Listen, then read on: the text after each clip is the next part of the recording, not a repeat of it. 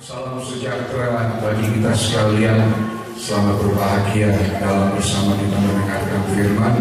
Sebagaimana dalam doa, semoga tidak ada seorang pun yang terlewatkan dari antara kita. Kita dapat menikmati firman-Nya, menikmati kuasanya, menikmati berkat-Nya, menikmati seluruh yang dijanjikan oleh Tuhan di dalam firman dengan arti yang penuh dengan keleluasaan. Saya sampaikan salam sejahtera bagi saudara-saudara kita yang mengikuti pemberitaan firman Tuhan lewat siaran internet. Tuhan memberkati saudara dan memberkati kita semua. Mari kita kembali kepada Yohanes 15 ayat yang keempat. Dibaca ulang Yohanes 15 ayatnya yang keempat. Tinggallah di dalam aku, tinggallah di dalam aku, dan aku di dalam kamu. Aku di dalam kamu, sama seperti ranting ya, dapat berbuah dari dirinya sendiri. Ya. Kalau ia tidak tinggal pada pokok anggur, demikian juga kamu tidak berbuah. Demikian kalau kamu tidak berbuah kalau kamu tidak tinggal di dalam aku. Iya, kalau kita tidak tinggal di dalam Dia.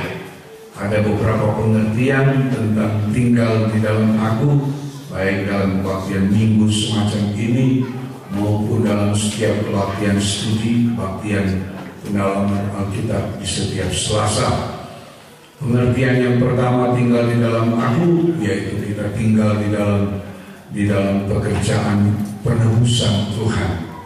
Karena aku, kata aku itu mengacu atau menunjuk kepada nama dari Yesus. Dia adalah Tuhan penebus kita. Dia adalah juru selamat dari hidup kita. Karena itu tinggal di dalam aku itu sama dengan tinggal dalam pekerjaan penebusan Tuhan. Kemudian sejak Selasa dalam kebaktian minggu studi kita sudah sampai kepada atau kita mulai beranjak pada tanda pengertian yang kedua, tinggal di dalam aku, yaitu sama dengan tinggal di dalam Dia sebagai gembala yang baik. Dia adalah gembala yang baik. Jadi aku, kata aku yang pertama, Dia adalah Tuhan dan penebus. Yang kedua, Dia adalah gembala dan imam besar kita. Itu pengertian yang kedua dari tinggal di dalam aku. Dengan kata aku itu adalah Yesus sebagai gembala dan imam besar. Ya, Dia sebagai gembala dan imam besar. Ada sedikitnya ada 3 kali Yesus ditampilkan. Ya, Yesus ditampilkan atau Dia tampil sebagai gembala. Ada 3 kali Dia ditampilkan sebagai gembala. Yang pertama, serta dalam Yohanes 10 ayat yang ke-11. Yohanes 10 ayat yang ke-11. Ya, dalam Yohanes 10 ayat 11, Dia adalah gembala yang baik, yang menyerahkan nyawanya ganti domba-dombanya. Itu yang pertama. Saya Dia gembala yang baik, yang menyerahkan nyawanya ganti domba-dombanya. Yang kedua, di dalam Ibrani 13 ayat 20 dan ayat yang ke-21. Ibrani 13 ayat 20 dan 21. Dia sebagai gembala agung, Yesus sebagai gembala agung yang melengkapi domba-dombanya atau gerejanya atau gereja Tuhan.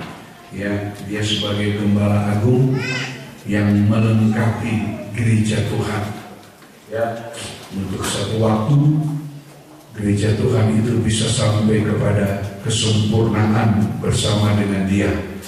Jadi dilengkapi supaya satu waktu gereja Tuhan itu bisa ditampilkan di dalam kesempurnaan. Yang ketiga, dalam 1 Petrus 5, dalam suratan 1 Petrus pasalnya yang ke-5, pada ayatnya yang ke-4, Yesus ditampilkan sebagai penghulu gembala. Dia adalah gembala atas semua gembala-gembala. Dia gembala atas semua gembala. Dia penghulu gembala dengan mahkota kemuliaan. Dia sebagai penghulu gembala itu dengan mahkota kemuliaan. Ini adalah mahkota yang disediakan bagi gereja Tuhan saat dia datang kedua kali. Mahkota kemuliaan juga disebutkan mahkota kehidupan atau juga mahkota kebenaran. Itu sama saja. Dia sebagai penghulu gembala. Jadi yang pertama dia gembala yang baik, yang menyerahkan nyawa bagi domba-domba. Yang kedua dia sebagai gembala agung untuk melengkapi gereja Tuhan. Yang ketiga dalam 1 Petrus 5 ayat 4 dia sebagai penghulu gembala, pemimpin, sebagai kepala atas semua gembala-gembala dengan mahkota kemuliaan. Mahkota kemuliaan ini akan disediakan pada saat dia datang kedua kali.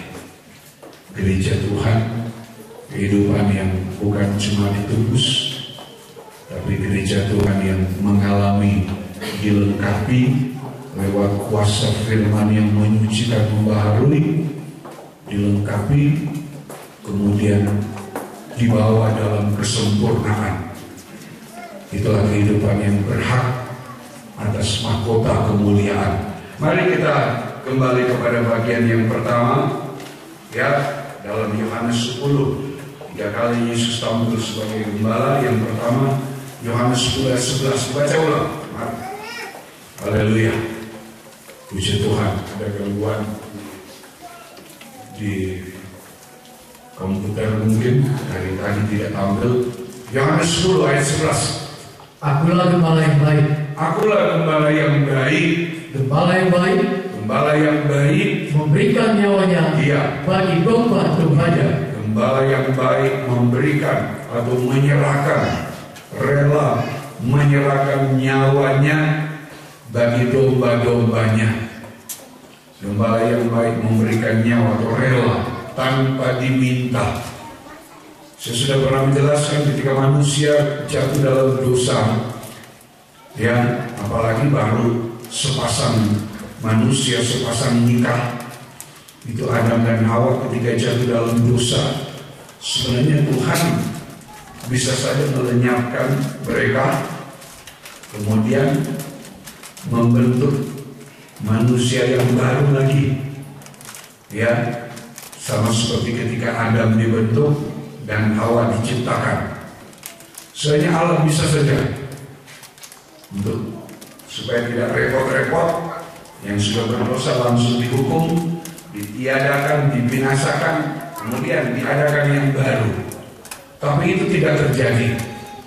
Dalam kitab Kejadian disebutkan manusia yang sudah jatuh dalam dosa itu tidak dibinasakan, tapi kemudian ditolong oleh Tuhan lewat menyembelih binatang, mengambil kulitnya, menutupkan pada ketelanjangan manusia pada waktu itu.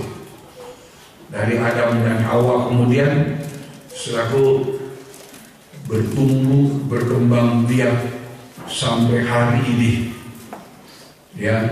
sampai hari ini.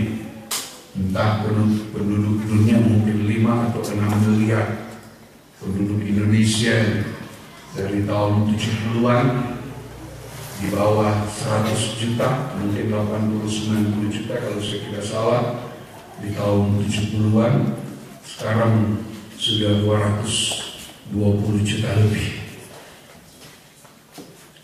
Belum dikurangi dengan kalau sekarang setiap hari lebih kurang 50 orang yang meninggal karena narkoba. Belum kecelakaan, belum pembunuhan, belum karena bencana alam dan lain sebagainya. Ada begitu banyak kematian yang terjadi setiap hari tapi populasi perkembangan manusia lewat kelahiran jauh lebih banyak daripada meninggal. Ya, karena itu penduduk Indonesia sekarang saja, sekalipun ada pembatasan kelahiran, tapi sampai hari ini sudah 220 juta lebih. Ya, begitu besar perkembangannya. Haleluya. Seiring dengan perkembangan manusia, maka bersamaan dengan itu dosa juga berkembang.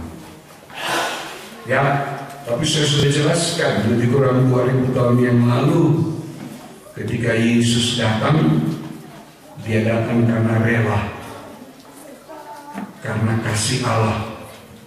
Sekalipun dunia sudah dilanda, dikuasai dengan dosa, tapi Allah tidak menghukum manusia, tidak membinasakan orang-orang berdosa. Sekalipun Allah itu membenci dosa, tapi dia tidak menghukum orang berdosa. Sebaliknya, dia menyuruh anaknya datang ke dunia dengan kerelaan. Ya, itu Yohanes 10 ayat 11. Dia datang dengan kerelaan, dia memberikan nyawanya untuk domba-dombanya, supaya orang berdosa jangan dihukum, tapi supaya bisa menerima keselamatan karena kasih. Sama seperti Adam dan Hawa ketika jatuh dalam dosa, tidak dihukum, tidak dibinasakan, tapi suatu manusia yang sudah tertelanjang karena dosa, ketelanjangannya ditutup dengan pakaian yang dibuat oleh Allah dari kulit binatang. Sama seperti itu, lebih kurang 4000 tahun kemudian, menurut peta zaman, Yesus datang tidak untuk menghukum, tidak untuk membinasakan orang berdosa, tapi karena kasihnya dia menawarkan keselamatan, pakaian keselamatan. Dengan kematiannya di kayu salib, saat disalib dia menjadi orang yang ditelanjangi, tubuhnya hanya ditutupi oleh sepotong pakaian, sepotong kain, selebihnya dia ditelanjangi. Pakaiannya kemudian dibagi 4 ya oleh prajurit, jubahnya diundi. Semua itu diberikan adalah untuk supaya kita jangan dibinasakan, tapi supaya boleh menerima keselamatan dari Tuhan. Dan itu sudah dia lakukan. Ya, Yohanes 10 ayat 11, dia tampil, dia sebagai gembala yang baik, dia sebagai gembala dan imam besar. Kenapa? Pengertian yang kedua dari kata aku. Yang pertama, dia Tuhan dan penebus, dia juru selamat. Yang kedua, dia gembala dan imam besar. Sebab pekerjaan imam besar itu adalah pekerjaan menjadi perantara antara Allah dan manusia. Ya, imam besar yang mengerjakan pekerjaan imamatnya antara Allah dengan manusia. Ya, karena itu pekerjaan imamat ini tidak bisa dilepaskan dari persoalan penggembalaan. Kalau kita mau masuk hidup kita dalam penggembalaan Tuhan, itu artinya kita langsung berada di bawah pelayanan imam besar. Ya, haleluya. Saya ulangi, kalau kita memberikan hidup kita, menyerahkan hidup kita untuk tergembala, menjadi kehidupan yang digembalakan oleh Tuhan, maka itu juga artinya kita langsung berada di bawah pekerjaan pelayanan dari imam besar. Ya, haleluya. Imam besar yang memimpin. Dia gembala yang baik, yang menyerahkan nyawanya dengan rela karena domba-dombanya. Itu satu pekerjaan yang luar biasa. Tapi dia sebagai imam besar, itu juga yang kemudian memimpin. Domba-domba yang karenanya Yesus rela menyerahkan nyawanya. Dia imam besar yang kemudian memimpin domba-domba itu. Haleluya. Puji Tuhan. Ya, jadi dia rela bukan karena sesuatu keterpaksaan, tapi dia rela menyerahkan nyawanya bagi domba-dombanya. Pada kebaktian Selasa saya sudah sebutkan, dia menyerahkan nyawanya bagi domba-dombanya. Itu baru menunjuk kepada orang Israel. Orang Israel yang hidup dalam kesesatan. Ya, orang Israel yang hidup dalam kesesatan. Haleluya. Bukan kesesatan karena dosa, tapi kesesatan karena mereka menyimpang. Ya, menyimpang dari melakukan 10 hukum Taurat dengan benar. Mereka tersesat, mereka gagal dalam melakukan perintah Tuhan. Ini perlu kita ingat dengan baik. Ya, mereka bukan tersesat karena dosa, ya, tapi kesesatan mereka karena Yesus perlu datang menyerahkan nyawa untuk Israel. Itu karena mereka tersesat dari hukum Allah. Kepada mereka diberikan 10 hukum. Tujuannya adalah untuk membuat mereka baik. Ya, hukum yang pertama sampai hukum yang keempat itu mengatur hubungan Israel dengan Tuhan, dengan Allah di surga, supaya mereka berbahagia. Ya, itu hukum yang diberikan oleh Tuhan. Hukum yang pertama sampai hukum yang keempat. Saya lihat itu mengatur hubungan mereka dengan Allah supaya mereka berbahagia. Mulai dari jangan ada padamu Allah lain di hadapanku. Ya, haleluya. Kemudian hukum yang kelima sampai yang ke-10 itu mengatur hubungan antara manusia dengan manusia. Ya, mengatur hubungan antara manusia dengan manusia supaya manusia bisa hidup berdampingan dengan baik, manusia hidup berbahagia, hidup berdampingan dengan sesama. Coba kita lihat Keluaran 20. Ya, supaya kita mengerti kenapa Yohanes 11 dia menyerahkan nyawanya bagi domba-dombanya. Tadi saya katakan domba-domba itu menuju kepada Israel yang nomor 1 harus ditebus. Keluaran 20. Ya, haleluya. Puji Tuhan. Keluaran 20 ayat yang keempat. Ayat yang keempat. Hukum yang keempat. Saya lihat hukumnya ayat 1 dulu. Ayat 1 dulu. 1 dan 2. Lalu Allah mengucapkan segala firman ini. Ya. Akulah Tuhan Allahmu. Ya. Yang membawa engkau keluar dari tanah Mesir, dari tempat perbudakan. Iya, kemudian Tuhan memberikan hukum, 10 hukum untuk mengatur hubungan. Sebab selama hubungan dengan Allah itu baik, maka hidup itu berbahagia. Hidup berbahagia itu bukan kalau dia di dunia ini dia bisa memiliki segala-galanya. Segala-gala yang dimiliki dari dunia itu tidak bisa menjamin kebahagiaan. Saya lihat tidak bisa menjamin kebahagiaan. Saya mau jelaskan sedikit dulu ketika saya menyebut ini memiliki segala-galanya di dunia. Saya lihat itu tidak bisa menjamin kebahagiaan. Kita ingat Adam dan Hawa. Adam dan Hawa itu mereka adalah orang-orang yang terkaya di dunia. Baru mereka berdua. Ya, seisi bumi itu sudah dipercayakan kepada mereka.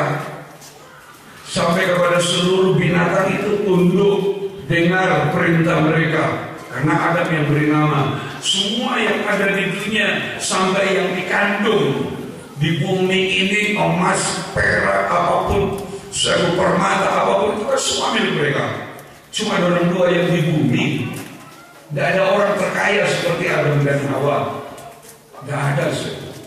Saya bisa bayangkan.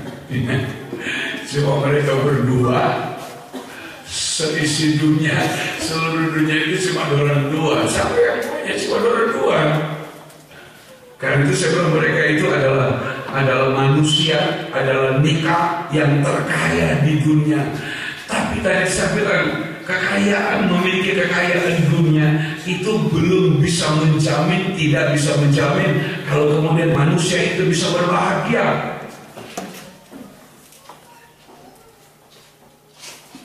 Justru di tengah-tengah kekayaan mereka, di tengah-tengah kemuliaan mereka, mereka mengalami kejatuhan.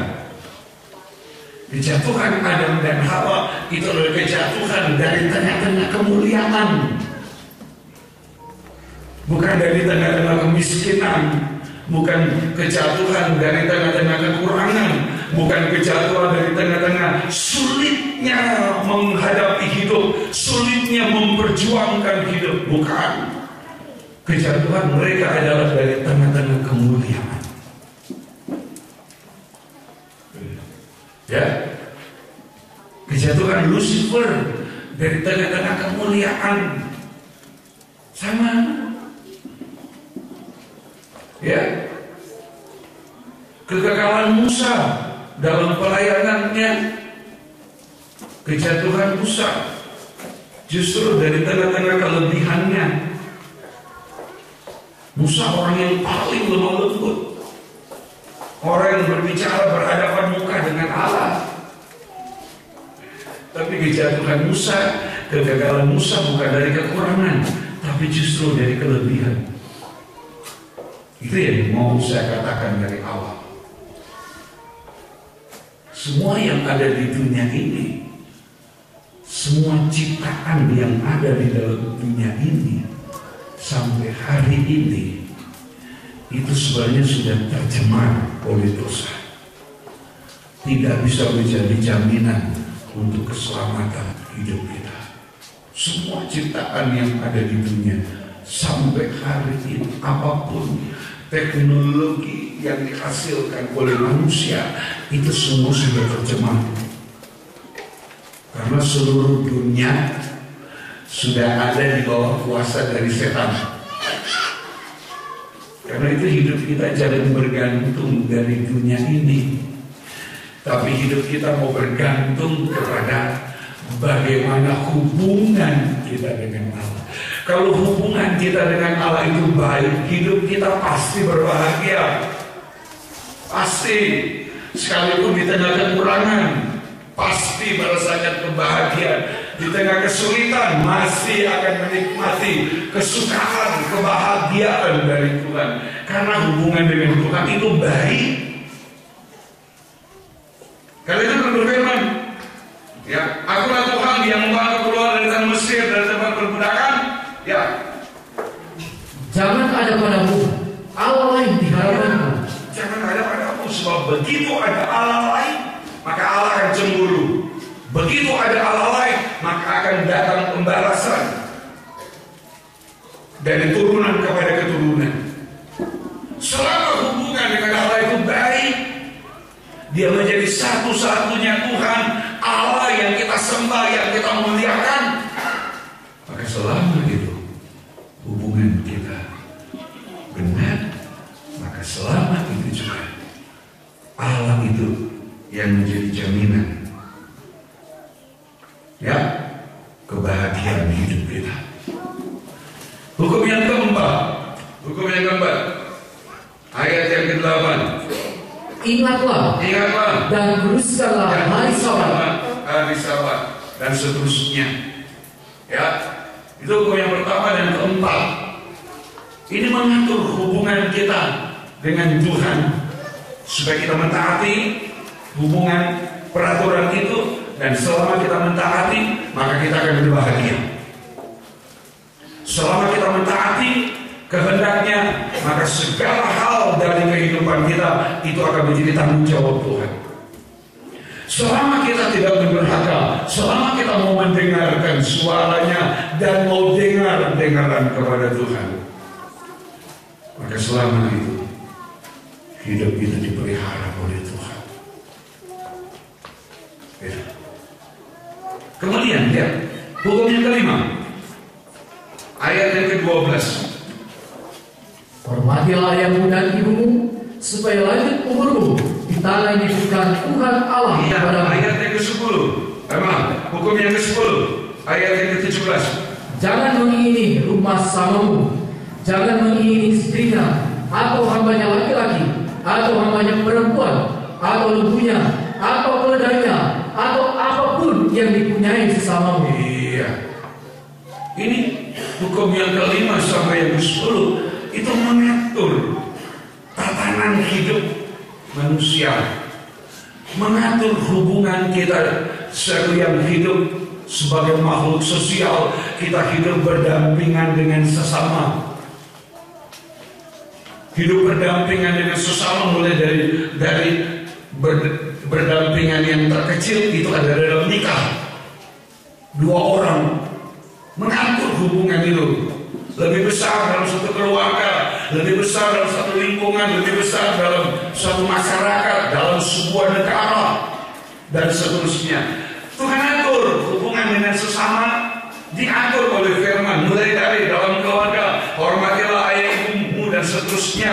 Jangan membunuh, jangan berzina, jangan mencuri, jangan mengucapkan saksi dusta, jangan mengingini apa yang bukan milik kita. Selama itu ditaati, hidup manusia, hubungan manusia mulai dalam nikahnya, dalam keluarga, dalam bermasyarakat, maka akan berbahagia. Karena kita tidak melanggar. Kita tidak melanggar. Kita tidak merugikan kepentingan sesama. Ya. Selama kita tidak melanggar kepentingan sesama,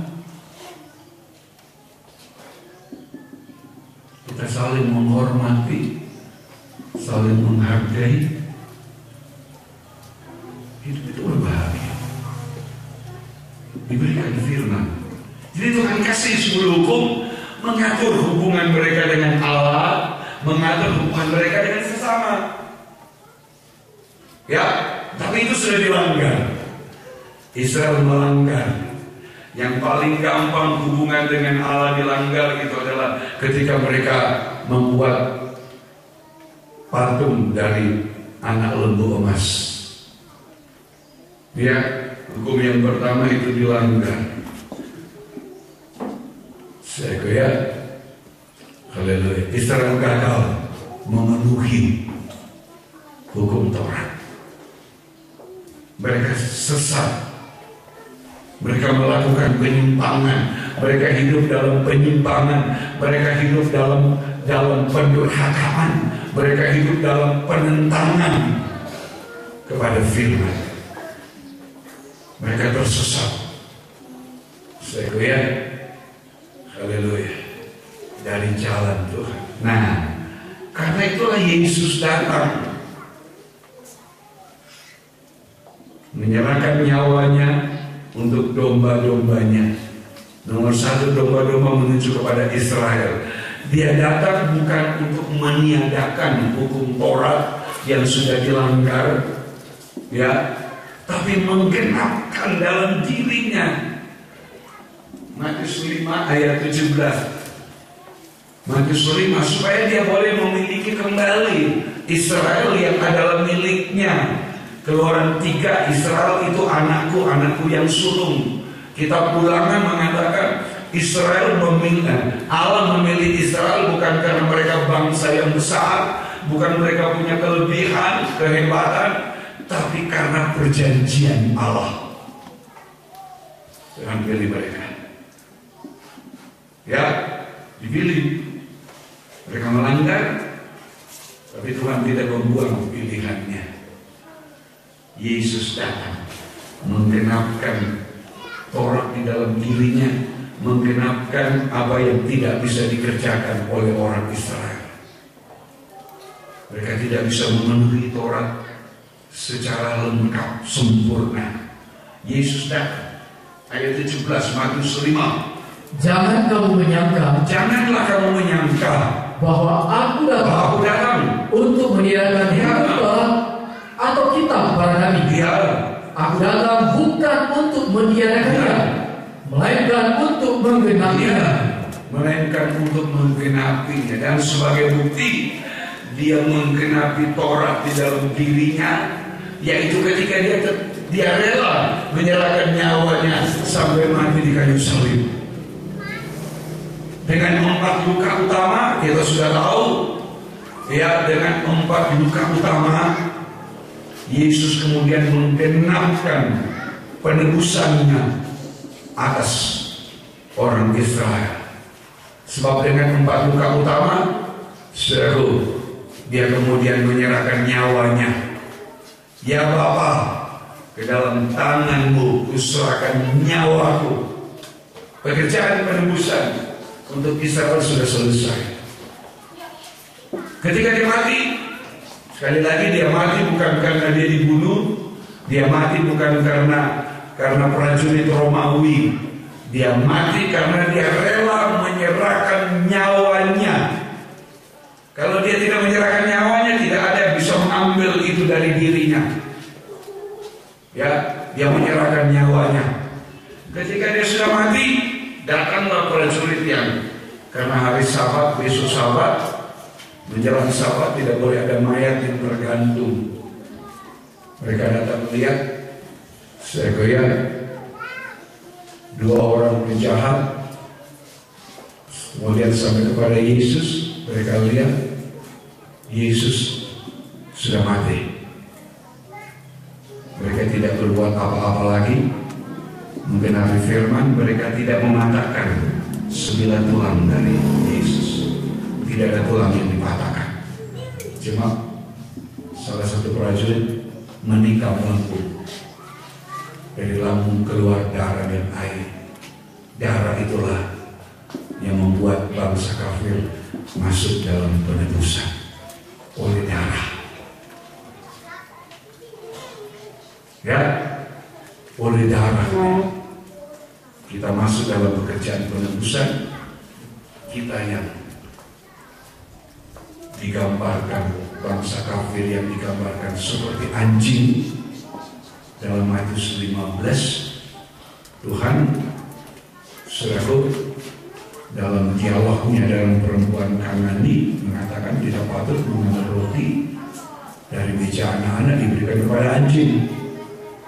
Jadi saat itu perempuan Kanani, keadaannya itu disejajarkan dengan anjing. Itu bangsa kafir. Perempuan Kanani dari bangsa Kanaan yang ada di sebelah utara Israel. Ya, saya sudah terangkan hari Selasa, harkat martabatnya begitu direndahkan. Kalau di Indonesia sekarang itu bisa melanggar HAM. Ya. Haleluya. Ada istilah lain juga, istilah genosida. Ya, itu bagaikan bangsa Kanaan itu dihapus, ditiadakan dalam pandangan Tuhan. Itu bagaikan Kanaan. Bangsa Kanaan itu tidak ada. Ya, tapi sudah saya jelaskan. Haleluya. Dari keadaan kita ini bukan domba, dari keadaan yang tidak layak itulah kemudian datang penebusan oleh darah Yesus. Bangsa kafir ditebus oleh darahnya. Dan penebusan ini terjadi karena kasih karunia. Efesus 1. Ya, Efesus pasal 1. Supaya kita mengerti dulu, ya. Haleluya. Dia gembala yang baik, menyerahkan nyawanya ganti domba-dombanya. Kita harus tahu dulu, domba-domba itu nomor 1 menuju orang Israel. Baru sesudah penebusan Israel selesai, ketika Yesus menyerahkan nyawanya, baru datang penebusan untuk bangsa kafir yang cuma setara dengan anjing.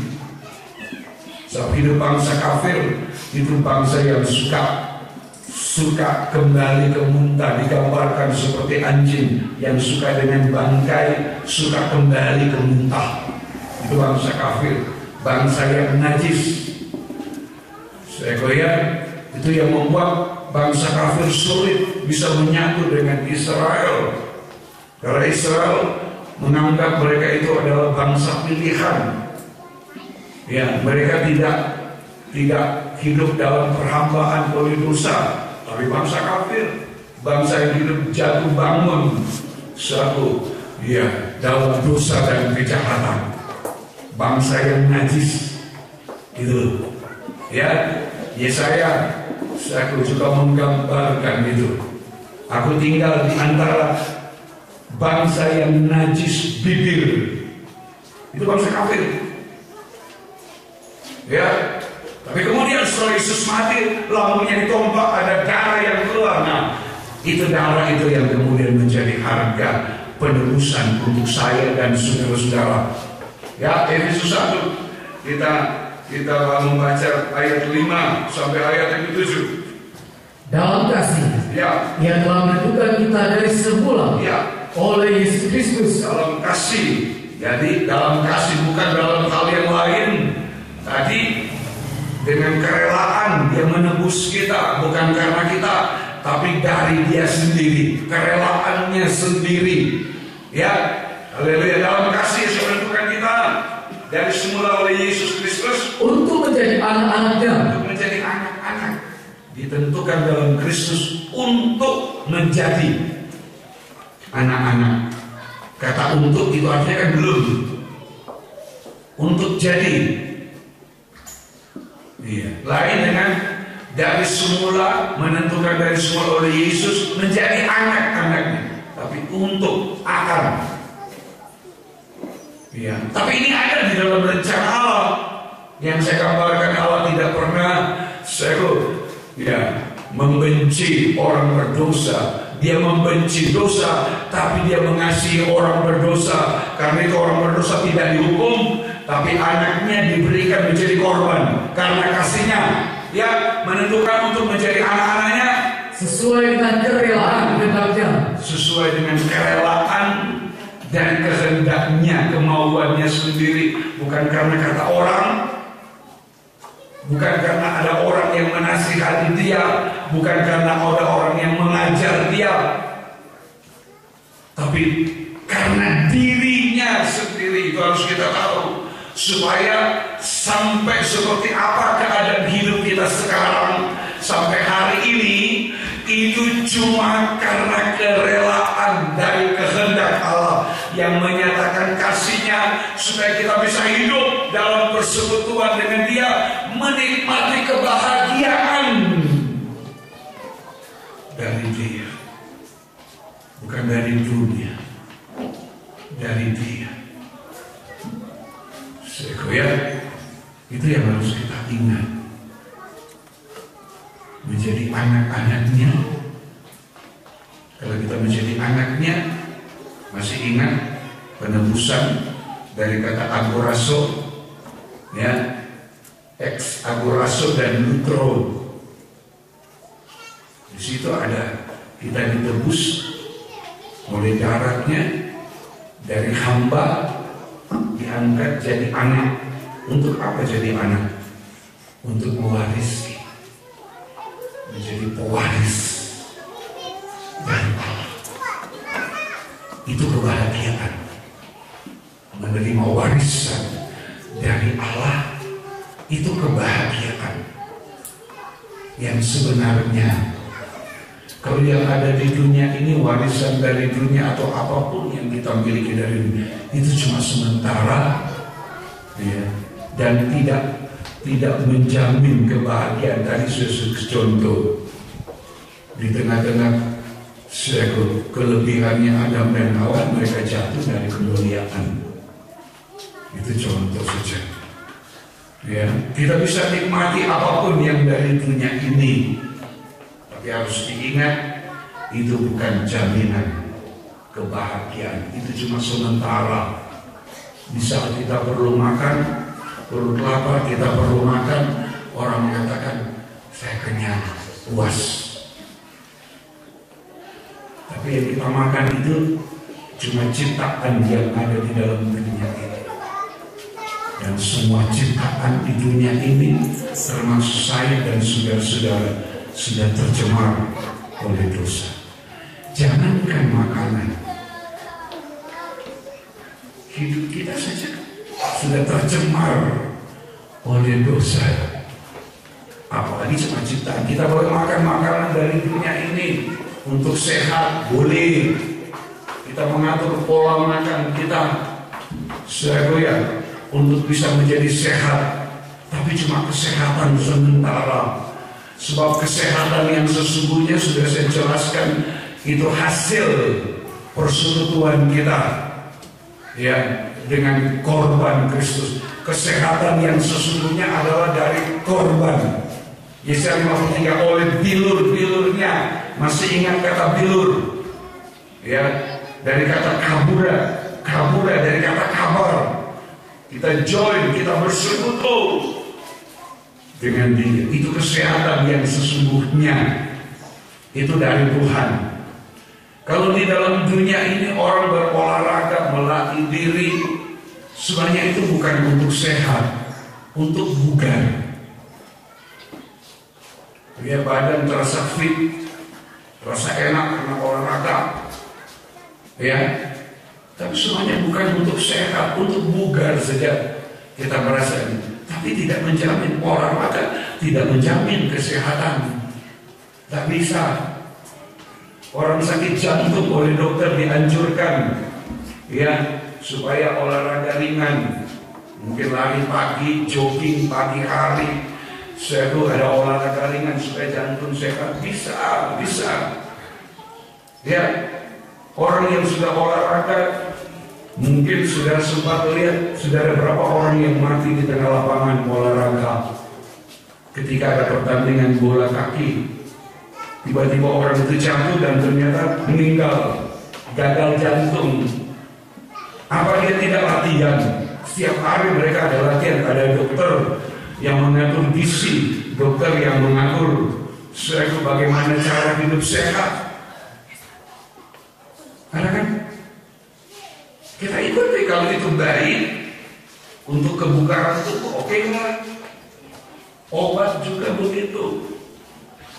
Hanya untuk sejenak kita menjadi sehat, kelihatan sehat dengan obat-obatan yang ada. Ya, mau obat generik, mau obat yang paten, semuanya sama saja.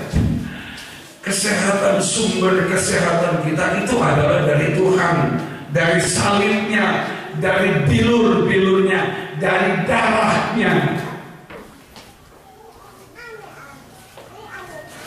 Betapapun obat itu merupakan obat paten, obat yang mahal, tapi itu juga tidak bisa menjamin bahwa orang itu kemudian bisa sehat. Tidak bisa menjamin kan?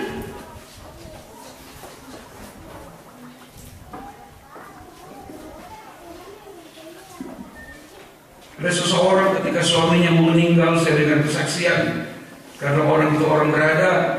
Dia mengatakan, dokter, obat mahal apa saja saya sanggup bayar, asal suami saya bisa pulih. Dokter bilang, minta maaf, ini sudah di luar kemampuan kami. Itu artinya juga bahwa obat itu tidak bisa 100% menjamin orang bisa sehat. Untuk sesaat, iya. Kayak gitu. Ketika sudah sakit kepala, sudah minum obat sakit kepala, sembuh. Tapi tidak menjamin bahwa sakit kepala itu tidak akan ada datang lagi. Ya. Kayak gitu.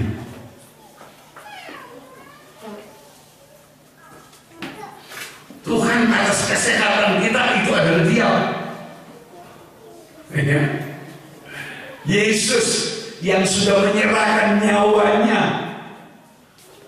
Kalau nyawanya saja mau Dia berikan, apalagi kan cuma memberi sehat. Cuma kadangkala kita tidak mencapai itu karena hubungan kita dengan Dia lewat firman itu masih belum betul. Tadi saya katakan, yang membuat kita berbahagia, Tuhan beri firman kepada Israel mengatur supaya mereka berbahagia. Yang membuat mereka tidak berbahagia itu karena ada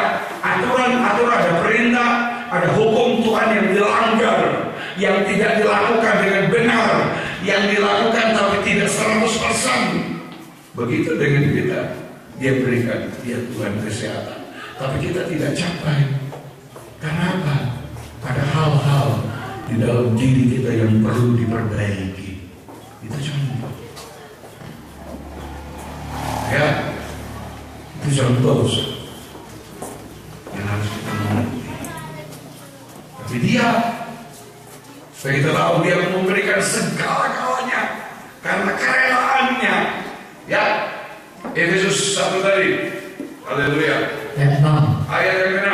Supaya terpujilah kasih karunia-Nya yang mulia. Terpuji, dia memberikan menurut kerelaannya supaya apa? Supaya terpujilah kasih karunia-Nya. Saya sudah ulang-ulang sepanjang tahun ini kita bicara tentang pengertian dari kasih karunia, supaya jangan ada seorang pun yang membanggakan diri di dalam Tuhan, di hadapan Tuhan. Kasih karunia sesuatu yang kita tidak usahakan, tapi kita bisa dapat. Ya, kita bisa terima sesuatu yang di dalamnya kita tidak bersusah payah, tapi kita bisa menerima.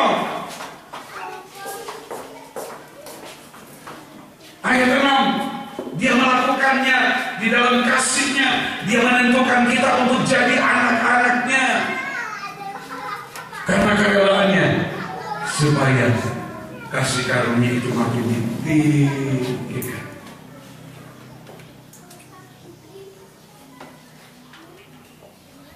Kita mulai belajar memasuki bulan ketiga di tahun ini. Kita bicara tentang kasih karunia yang bagaikan ombak yang datang bergulung-gulung, tidak pernah berhenti. Kata Yohanes 1 ayat 17, dia datang beri kita kasih karunia demi kasih karunia. Ya, supaya terpujilah kasih karunia-Nya yang mulia, yang dikaruniakannya kepada kita, kepada kita di dalam Dia, yang dikasihinya, Dia Yesus yang dikasihi oleh Allah kepada kita, dikaruniakan kepada kita di dalam Dia, di dalam Yesus yang dikasihi Allah. Itu anak satu-satunya yang dikasihi, anakku yang kukasihi. Kata Tuhan, ketika Yesus sesudah dibaptis, Roh Allah turun ke atasnya, terdengar suara, inilah anakku yang kukasihi. Yesus, kasih karunia diberikan kepada kita lewat Yesus yang dikasihi oleh Allah. 7. Sebab di dalam Dia, dan oleh darahnya kita beroleh penebusan, yaitu pengampunan dosa, menurut kekayaan kasih karunia-Nya. Juga menurut kekayaan pengampunan dosa kita terima. Ya, itu juga menurut kekayaan kasih karunia. Apapun yang bisa kita lakukan karena kita sudah berbuat dosa, apapun yang bisa kita kerjakan, apapun yang bisa kita usahakan, itu tidak akan menyelesaikan dosa kita. Tidak akan membawa kita kepada pengampunan. Apapun yang kita bisa kerjakan, apapun yang bisa kita usahakan, pengampunan terjadi karena kasih karunia. Tapi antara pengampunan dan kasih karunia, kita harus tahu jalannya, tahapannya.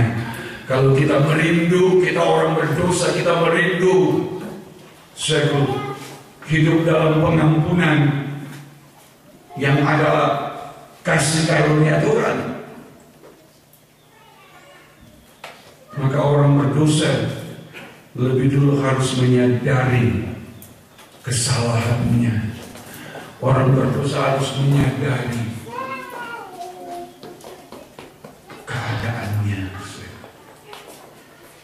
perempuan Samaria. Tuhan bisa menolong, tidak ada masalah. Tuhan untuk menolong dia saat itu. Tapi Tuhan mengirim dia, membawa perempuan Kanani untuk menyadari dulu keadaannya. Ya, so kalau tidak, nanti akan timbul kesombongan. Oh, lihat saya cuma perempuan, saya sekalipun dari bangsa kafir, saya ditolong, saya diberkati, saya dipelihara. Tuhan kirim dia untuk menyadari keadaannya. Ya, dengan mengatakan aku diutus hanya untuk domba yang sesat dari Israel.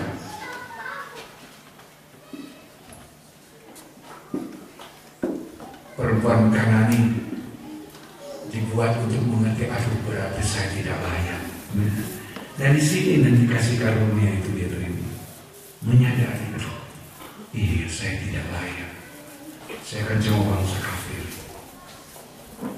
Ditambah lagi, ketika Tuhan bilang tidak patut ambil roti diberikan kepada anjing, orang bilang iya benar, saya juga seperti anjing. Tapi anjing masih bisa memecah remah-remah. Sadar. Ketika menyadari itulah, maka kasih karunia diberikan oleh Tuhan. Untuk apa? Untuk menutup pelanggarannya.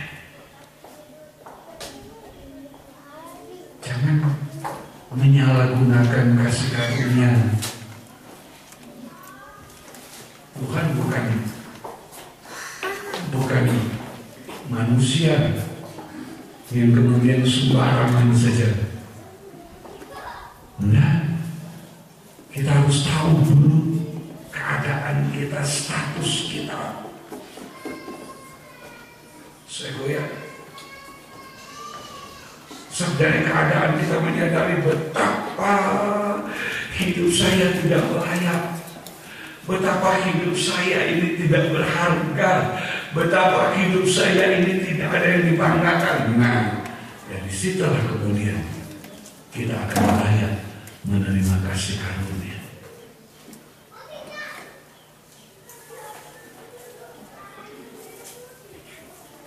Kalau seseorang disuruh bekerja atau disuruh melayani, kemudian dia mengatakan begini, aduh, iya, tapi sekarang saya belum siap. Nanti kalau saya siap, ketika dia melayani, ketika dia bekerja, ketika dia melakukan, maka itu bukan lagi karena kasih karunia, tapi karena dia mampu. Oh, sekarang kita siap. Siapnya dari mana? Dari dirinya sendiri, bukan dari Tuhan. Coba kalau saya menyuruh Saudara Fernando, kemudian dia bilang, aduh, kita belum siap. Yang kasih siap kita itu siapa? Pengertian yang kedua dari penampilan Yesus yang kedua sebagai gembala, dalam Ibrani 13, dia gembala agung melengkapi gereja Tuhan. Bukan kita. Tapi ketika kita mau bekerja, ketika kita mau melayani, kita mengatakan, oh iya Tuhan, saya akan melakukan kalau saya sudah siap. Maka di situ tidak ada kasih karunia, yang ada kemampuan diri, merasa mampu, saya sudah siap, saya sudah oke. Bukan Tuhan lagi. Sehingga ketika kita bekerja bukan karena Dia yang melengkapi kita, tapi kita yang berusaha melengkapi diri kita.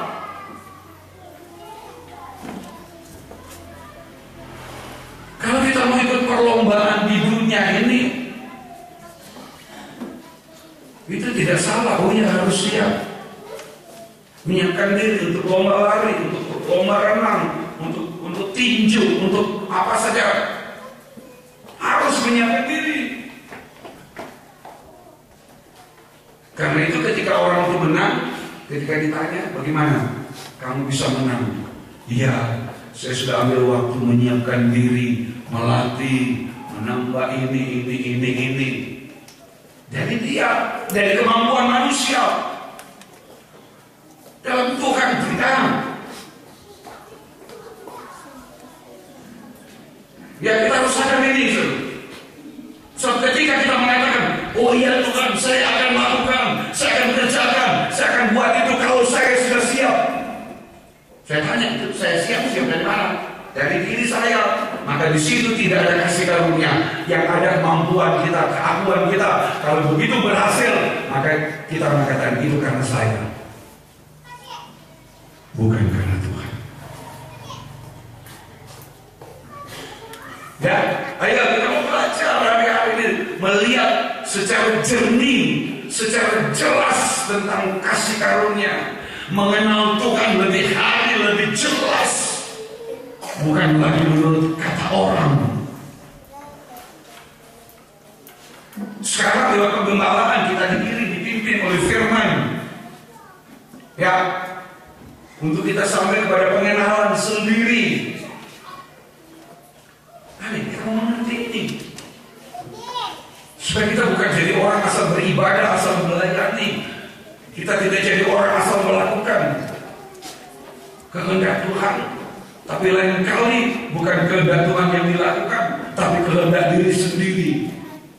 Karena sudah dimulai dengan, oh sekarang kita sosial. Nah, itu sekarang saya sudah siap melakukan kehendak Allah.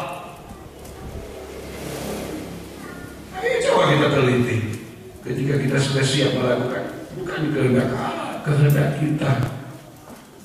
Karena saya bisa, saya lakukan. Karena saya mampu, saya kerjakan.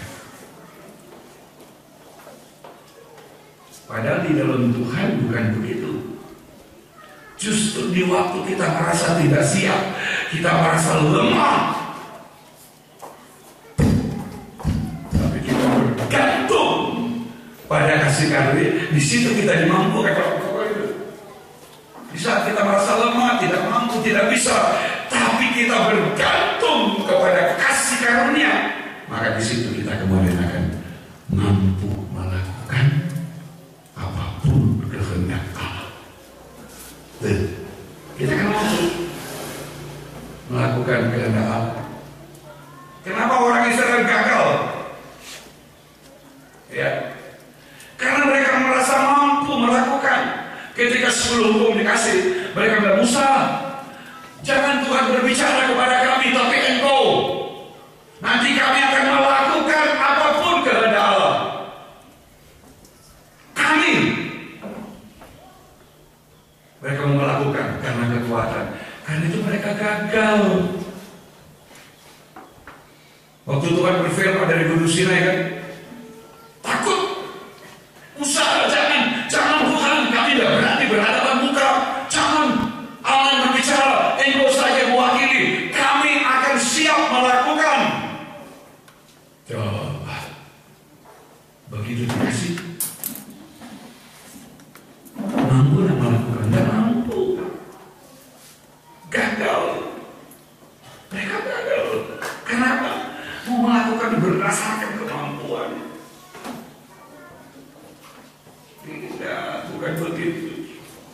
Makanya saya bilang kita ini lebih baik dari zaman dulu. Kita diperkenalkan kasih karunia. Ya, karena itu mari. Saya tidak tahu berapa entah sepanjang tahun ini kita mau bicara yang selalu berkaitan dengan kasih karunia. Saya tidak tahu seberapa jauh Tuhan berkati. 2 Korintus pasal 12 ayat yang ke-7 kita lihat. Ya, nanti di waktu kita merasa tidak mampu, tidak layak, tidak bisa, tidak kuat. Tapi kalau kita bergantung kepada kasih karunia, disitulah kuasa Allah akan menjadi nyata. Dia gembala agung, dia gembala yang baik, dia imam besar dan memimpin kita.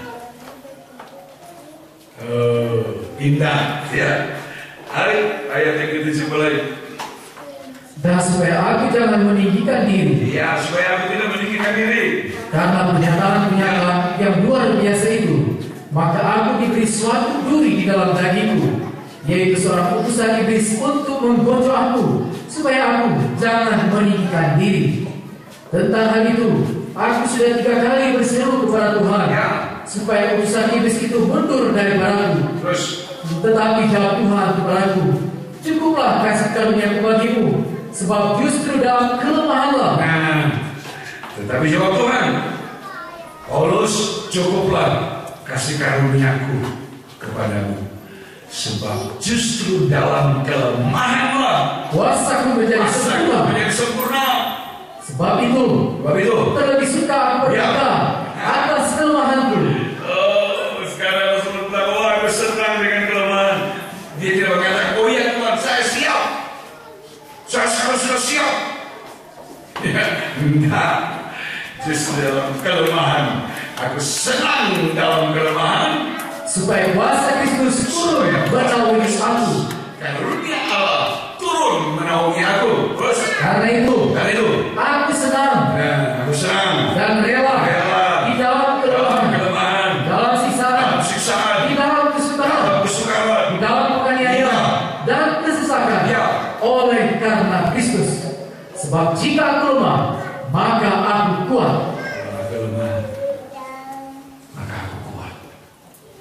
Ini, kalau saya mau katakan, ini jiwanya, jiwa rohnya kita berada dalam penggembalaan.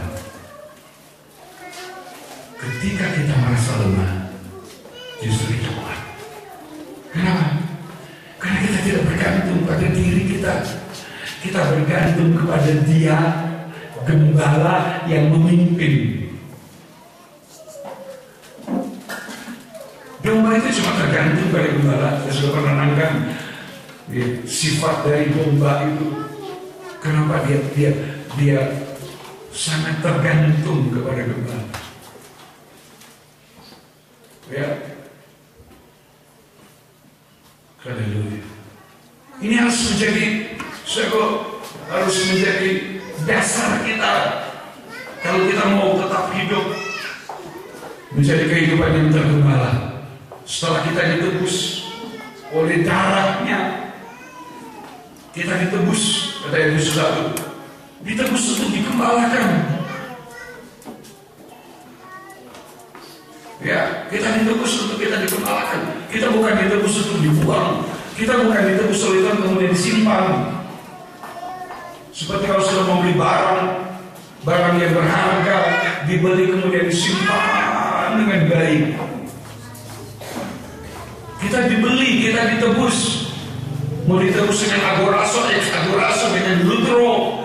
Kita ditebus untuk dijadikan sesuatu yang indah, yang berharga. Kita ditebus untuk dibimbing, digembalakan oleh Tuhan. Itu bangsa kafir, bukan cuma Israel.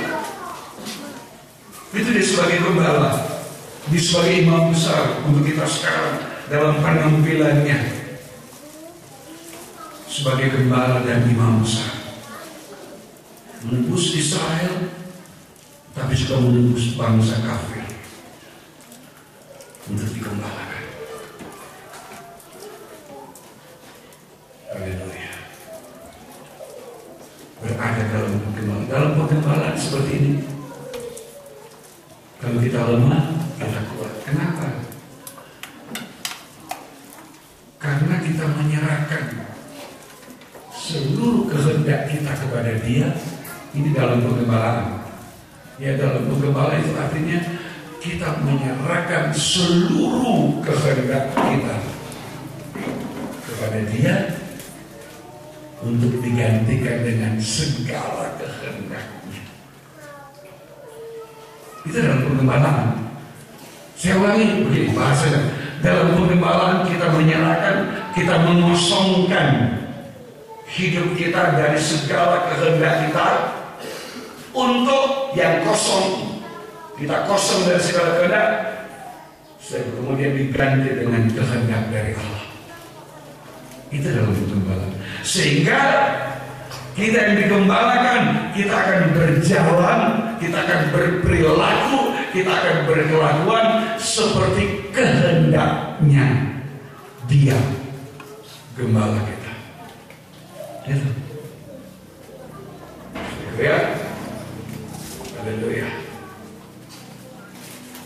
Puji Tuhan. Bisa dimengerti ya? Kalau kita mau hidup digembalakan oleh Tuhan setelah ditebus, sebab Yesus gembala yang baik menyerahkan nyawa untuk domba-domba. Sudah saya jelaskan, domba-domba itu yang pertama Israel, kemudian yang kedua itu bangsa kafir yang diangkat, diterima sebagai anak, diangkat menjadi domba, dari anjing diangkat jadi domba. Ya, dulu saya di sini kami pelihara ada beberapa ekor anjing. Yang pertama hitam putih, saya kesana sama domba. Awalnya bagus, tapi sesudah itu domba itu benar-benar tidak tergembala. Dia ada di mana-mana, di Manembo ini dia keliling Manembo. Ada yang saya dengar ada di Kobong, tiba-tiba di sini Kobong. Ya. Kemudian domba itu hilang. Ada anjing lagi sama, hitam putih, saya juga beri nama domba. Keadaannya, kelakuannya sama. Jadi mulai sekarang saya tidak mau kasih nama domba pada anjing. Kelakuannya sama persis. Ya, keliling desa Manembo. Bahkan mereka saya pikir, wah sudah, ini sudah kena potas. Tahu muncul datang makan, tidur sebentar. Kalau ketemu saya goyang-goyang ekor, dia dekat saya. Tapi sudah pergi lagi. Sudah benar-benar tidak bergembala. Sudah. Tapi dalam perjanjian baru kita bangsa kafir ditebus dari anjing diangkat jadi domba. Memang sudah tidak menemukan ayat yang mengatakan kalau bangsa kafir sejajarkan dengan anjing ditebus jadi domba. Tidak. Tapi Alkitab menerangkan setiap tadi sudah disebutkan Efesus 1 ya ayat 5 mulai tadi, oleh kasih karunia kita diangkat jadi anak-anaknya. Sama dengan Israel diangkat jadi anaknya. Israel jadi domba gembalaannya. Kita juga. Israel manusia diangkat oleh Tuhan disebut domba. Mereka kawanan domba gembalaan Tuhan. Daud menyebut kami domba. Ya, masa kami juga begitu. Oleh darah penebusan kita diangkat. Yohanes pasal 1 ayat 12, setiap orang yang menerima dia diberi kuasa jadi anak Allah. Kan itu? Anak Allah, Israel juga anak Allah. Sama. Israel anak Allah sebagai domba gembalaan. Kita jadi anak Allah, jadi domba gembalaannya. Nah dalam penggembalaan saya kembali tadi, saya goyang supaya kita bisa bertahan, bisa bertekun, kita bisa tetap dalam penggembalaan. Maka dalam penggembalaan itu syaratnya adalah kalau kita mau tergembala, kalau kita mau tetap bertekun dalam penggembalaan adalah kita menyerahkan, melepaskan segala kehendak kita kepada Dia untuk diganti dengan segala kehendaknya. Gitu. Ya, jadi kita melepaskan diri dari kehendak kita, diganti dengan kehendaknya. Barulah kita bisa jadi domba yang tergembala.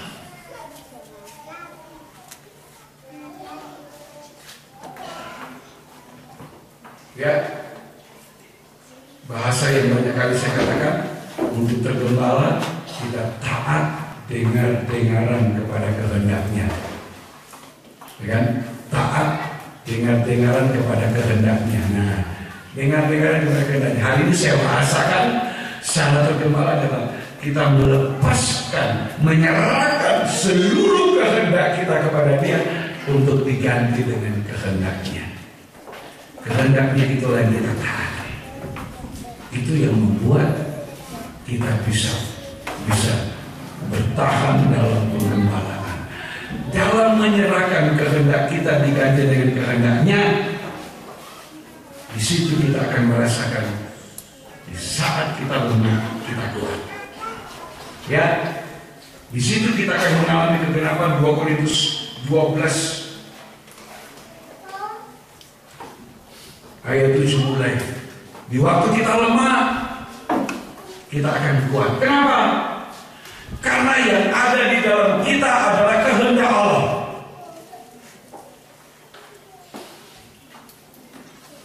Bukan kehendak kita.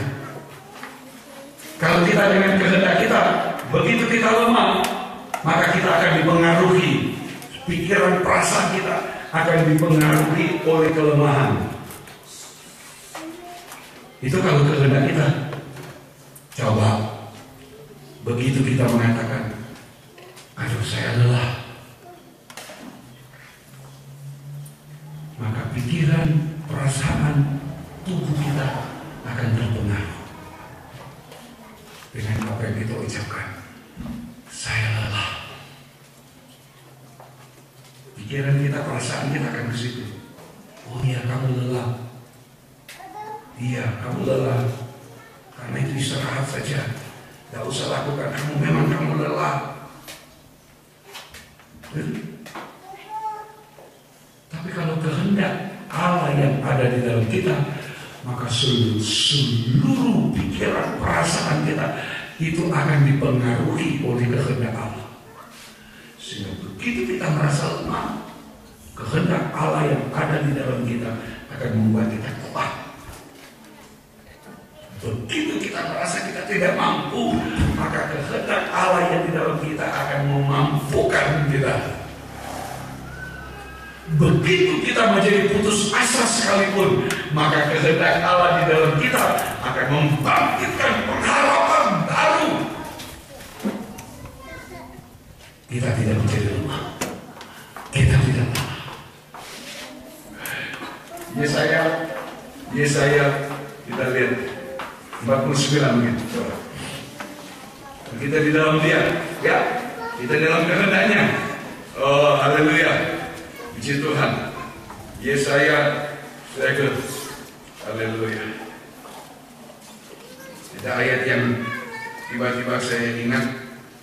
Saya lihat orang yang menanti-nantikan Tuhan, dia tidak menjadi lelah. Saya temukan ayatnya. Haleluya.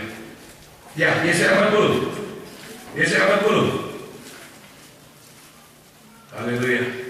Ayat 28. Yesaya 40 28 mulai. Tidakkah kau tahu? Tidakkah kau tahu? Dan tidakkah kau dengar? Tidakkah kau dengar?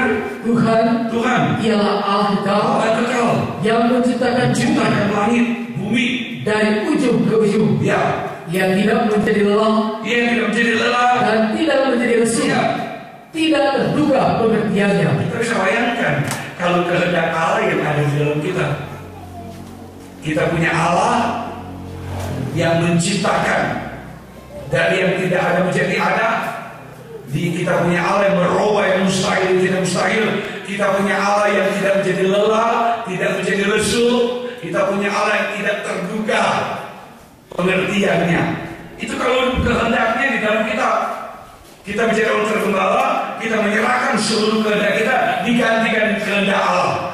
Maka yang ada di dalam kita adalah kuasa dari Allah yang mampu merubah yang mustahil dan tidak mustahil. Kuasa Allah yang membuat kita, saudaraku, tidak pernah menjadi lelah. Artinya ada kekuatan baru, tidak menjadi lesu, tetap ada semangat, ada gairah karena Roh Kudus. Itu Allah kita. Ya, 29 ya. Dia memberi kekuatan kepada yang lelah. Dia memberi kekuatan kepada yang lelah. Dan menambah semangat kepada yang tiada berdaya. Iya, terus orang-orang muda menjadi lelah dan lesu. menjadi lelah lesu. Dan teruna-teruna jatuh tersandung. Teruna-teruna yang hebat bisa jatuh tersandung. Terus? Tapi orang-orang yang menanti-nantikan Tuhan, yang menanti-nantikan Tuhan mendapat kekuatan baru. Ya. Mereka seumpama raja wali yang naik terbang dengan kekuatan sayapnya.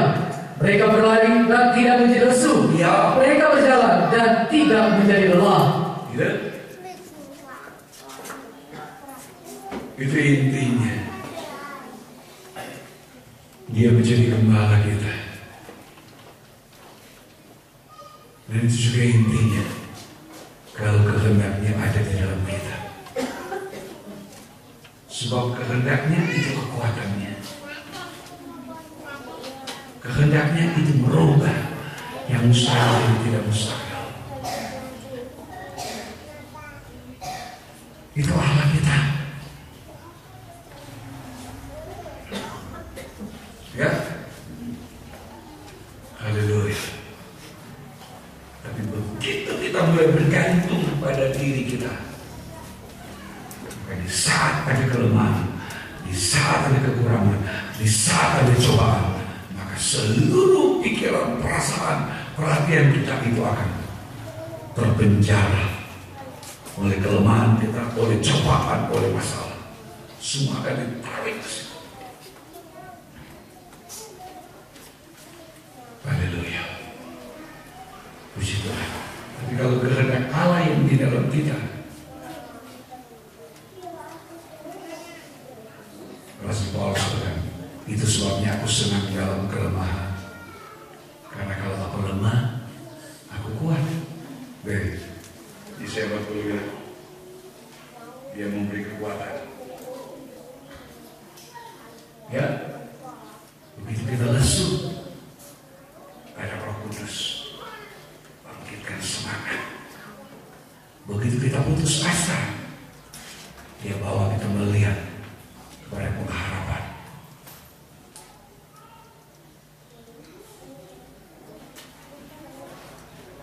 Karena itu ayat 31, orang menanti-nantikan Tuhan dapat kekuatan baru.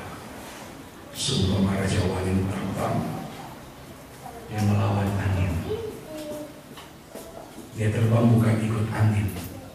Dia terbang bukan dibawa oleh angin. Dia melawan. Raja wali itu gambar dari kehidupan yang senang dalam cobaan. Dia menantang angin. Terbangnya melawan angin. Senang dalam pergumulan. Senang dalam cobaan. Tidak lelah, tidak lesu, tidak putus asa, tidak kecewa, tidak menyalahkan Tuhan, tidak menyalahkan orang lain. Dia terbang tinggi dengan kekuatan sayap. Itu Raja Wali. Itu orang-orang yang dalam penggembalaan. Kekuatannya seperti sayap Raja Wali.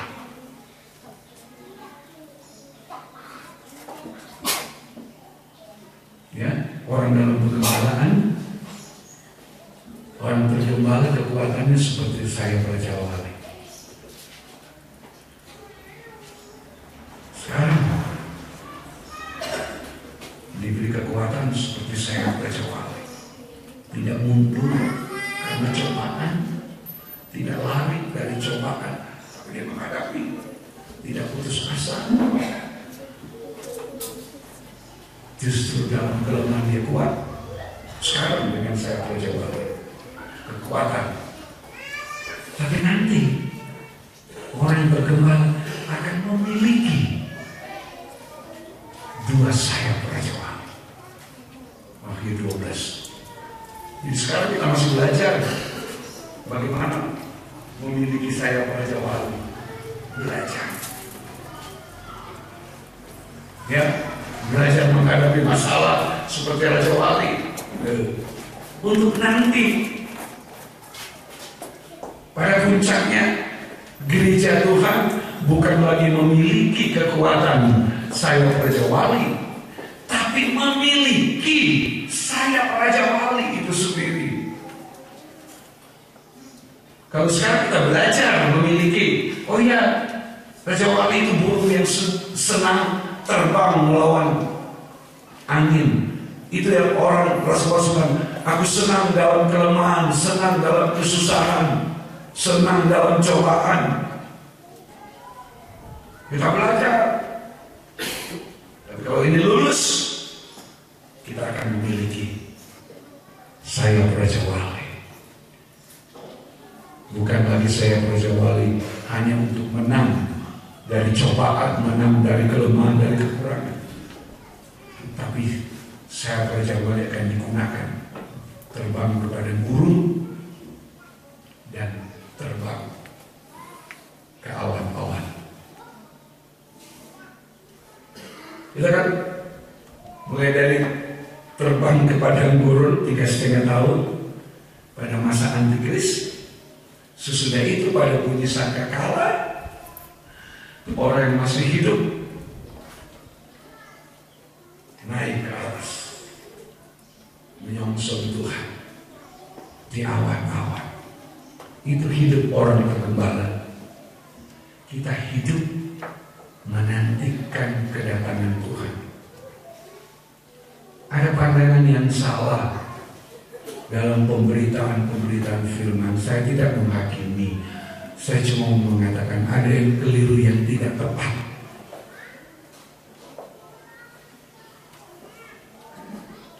Kita yang sudah ditebus, kita hidup dengan baik.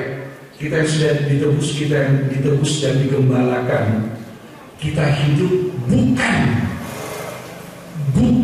untuk menantikan kematian, untuk menantikan kedatangan Tuhan pada kali yang kedua. Bila orang sudah ditebus,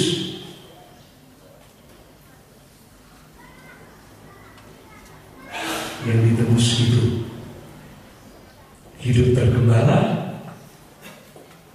maka saya katakan, karena itulah kita hidup bukan menantikan kematian. Oh, kapan kita mau mati? Umur sekian, setua, soalnya lama mati. Karena katanya orang semua mesti mati. Itu ajaran orang hidup menanti kematian. Alkitab tidak pernah bilang begitu.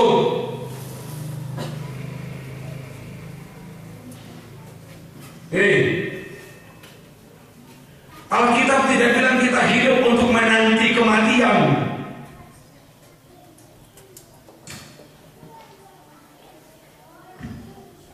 Tapi kita hidup menantikan kedatangan Tuhan pada kali yang kedua. Karena itu dikatakan, berjaga-jagalah, sebab kamu tidak tahu kapan waktunya. Disuruh berjaga, hidup menanti, berjaga kedatangan Tuhan, bukan hidup menantikan kematian. Tidak, saudara.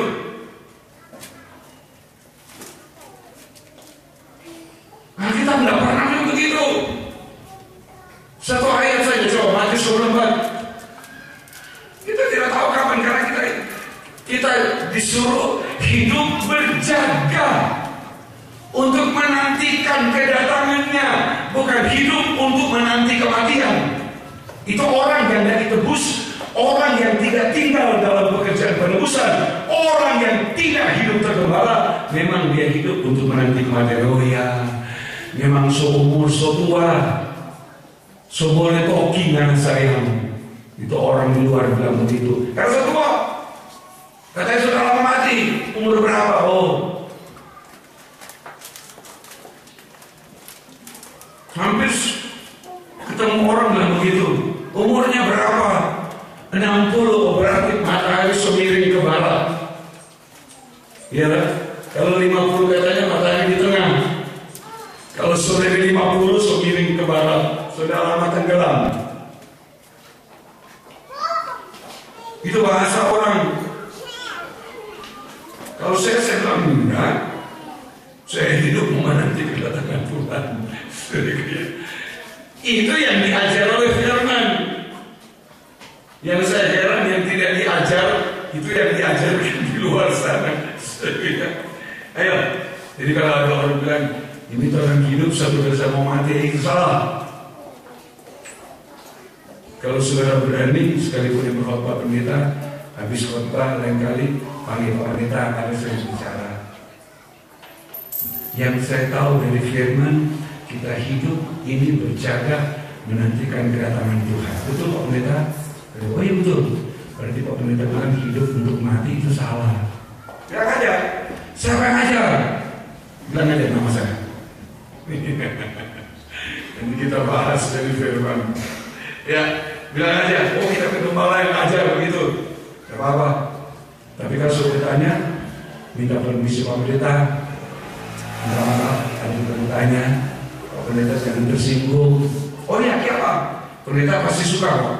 Pendeta di mana saja dia pasti suka. Kalau orang mau memberitahu, baru sedang bilang aja begitu, Pak Pendeta. Tarangkan yang tahu kapan Tuhan datang. Pasti dia bilang, oh iya.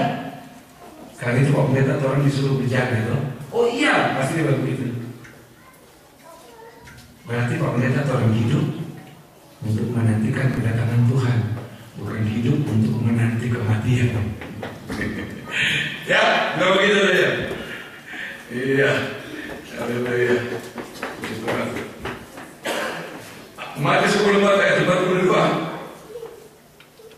Karena itu berjaga-jagalah, sebab kamu tidak tahu pada hari mana Tuhan datang. Iya, 43. Tetapi ketahuilah ini. Jika tuan rumah tahu waktu mana pada malam hari pencuri akan datang, sudah pasti ia berjaga-jaga dan tidak akan membiarkan rumahnya dibongkar. Sebab itu, hendaklah kamu juga siap sedia, karena Anak Manusia datang pada saat yang tidak kamu duga. Siap sedia menjaga, menantikan kedatangan Tuhan, bukan berjaga untuk menanti kematian. Kalau kita hidup hanya untuk menanti kematian, Rasulullah bilang, kalau begitu hari-hari ini kita makan minum semaunya kita, besok mati. Bukan. Kita bicara tentang kedatangan Tuhan pada kali yang kedua. Karena itu kita hidup berjaga. Berjagalah dan berdoa. Itu kita hidup sekarang. Berjaga, berdoa, kata Injil Markus. Berjaga, berdoa untuk apa? Menantikan kedatangan Tuhan yang datang seperti pencuri pada tengah malam. Bukan hidup untuk menantikan kematian. Sehingga mulai umur 60, ada ayat bilang umur manusia 70, kalau kuat 80. So 68, kami kita kurang 2 tahun. Begitu 69, nyala sakit jantung, semua jantung. Aduh, hampir 1 tahun kita ini. Akhirnya jadi jantungan. Saya ayo kita ubah cara pandang kita kepada firman. Ya, saya ini memang tidak diajar di sekolah-sekolah, di sekolah orang jadi kelas. Setelah tanya mereka kalau diajar, saya tanya aja. Dia punya gelar berapa tanya. Dulu waktu kuliah diajar nggak? Kita hidup bukan menanti kematian, tapi menanti kedatangan. Pasti dia bilang manusia satu kali mesti mati semua. Ini tidak diajar. Cuma dalam pengembalaan Tuhan ajarkan buat kita supaya kita mengerti. Ya, mari kita hidup sungguh-sungguh. Pada saat kasih karunia dia kembali mau besar, kita dari bangsa kami itu mesti jadi domba. Saya kira untuk digembalakan, kalau kita mau tergembala, lepaskan seluruh kehendak kita, ganti dengan kehendak Allah. Kita akan hidup dituntun menantikan kedatangan Dia. pada kali ini. Tunggu berkali kita mau bangkit berdiri, kita mau berterima kasih. Tuhan itu baik, Tuhan itu indah, Tuhan itu ajaib buat kita. Haleluya. Yesaya 40, dia kekuatan. Ya, kalau kita lemah dia kuat. Kita lesu dia beri kita semangat. Dia tidak pernah menjadi lelah. Apapun situasi, ya.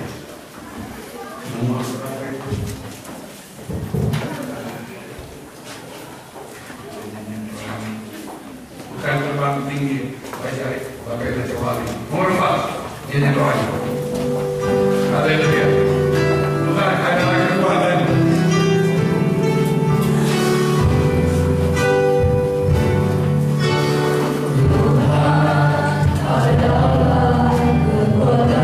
Haleluya, haleluya.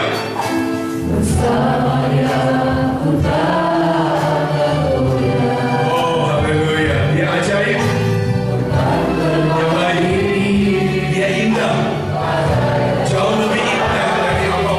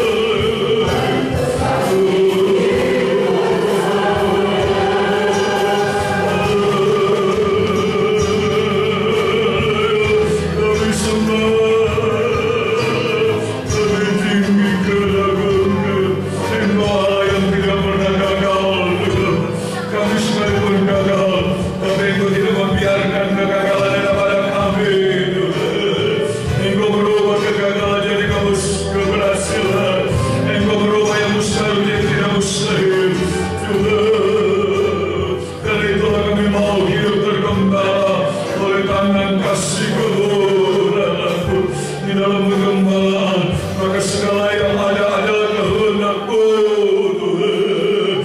Dalam pengembalaan kami dapat menikmati kebahagiaan, kesukaan, perhentian damai sejahtera. Kami menikmati kemakmuran, kami menikmati kemenangan. Dalam pengembalaan kami alami pengangkatan, kami alami pemulihan, karena di dalamnya yang berlaku adalah segala kehendak daripada Allah. Engkau yang dibesarkan, Engkau yang ditinggikan.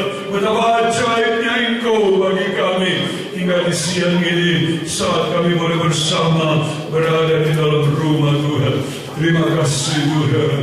Kami akan tetap percaya dan mempercayakan hidup kami kepada Tuhan dalam penggembalaanmu.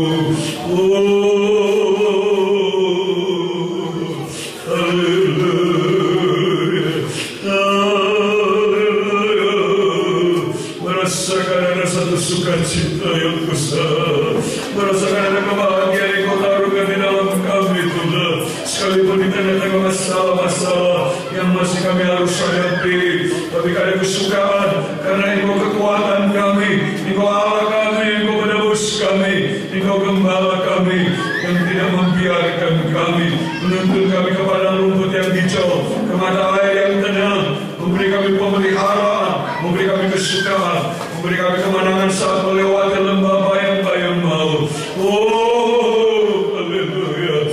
Kami berterima kasih sambil mohon tetapkan firman-Mu di dalam kami, tambahkan pengertian pengenalan yang kurang Tuhan, dan Engkau tolong kami dalam melakukan apa yang menjadi kehendak-Mu. Berkati lanjutan pemberitaan firman, berkati pekerjaan-pekerjaan di hari-hari yang akan datang Tuhan. Berkati kami semua, berkati sidang jemaat-Mu. Engkau yang akan menopang terus dengan firman dan kasih karunia di tengah berbagai rencana pekerjaan, usaha pencarian dimanapun pekerjaan dilakukan, sampai kepada bekerja di luar negeri, tetap memelihara di dalam kasih karunia, menjauhkan dari segala hal yang tidak benar, biar semua dilakukan dalam kebenaran-Mu Tuhan. Jika jalan tidak ada kekurangan ataupun kesulitan, tolong Tuhan, supaya sidang-Mu Tuhan adalah sidang yang menjadi biji mata-Mu yang Kau beri dengan darah-Mu, menjamah memulihkan mereka yang masih dalam keadaan lemah karena sakit. Ada di antara kategori Allah tangan jamah pulihkan, dan buat pekerjaan siap dan pekerjaan sakit penyakit kami hancurkan di dalam nama Tuhan Yesus Kristus. Darah Yesus berkuasa, oleh bilur-bilur semua dipulihkan. Ibu-ibu yang hamil juga Tuhan tolong, yang hadir maupun yang tidak hadir. Ada tangan kasih karunia yang menggembalakan kandungan mereka, bertumbuh dengan sehat kuat sempurna sampai dalam proses kelahiran. Berkati semua bentuk persembahan dan pengorbanan. Berkati perjalanan orang dilindungi, dibakar semua dengan tidak berusaha apa di tempat masing-masing, baik yang berkendaraan maupun yang hanya dengan berjalan kaki. Oh, dibesarkan, dipermuliakan. Berkati juga pemerintah bangsa negeri kami, rencana melanjutkan pekerjaan kami dan gereja yang diserahkan ke dalam tangan. Terima kasih Tuhan. Ibadah anak sekolah minggu sesudah ini Engkau coba berkati kiranya. Terima kasih saudara-saudara, dikasih pulanglah dengan sejahtera, banyak berkat kasih karunia dan rahmat damai sejahtera dari Allah Bapa kita dan anaknya Tuhan Yesus Kristus.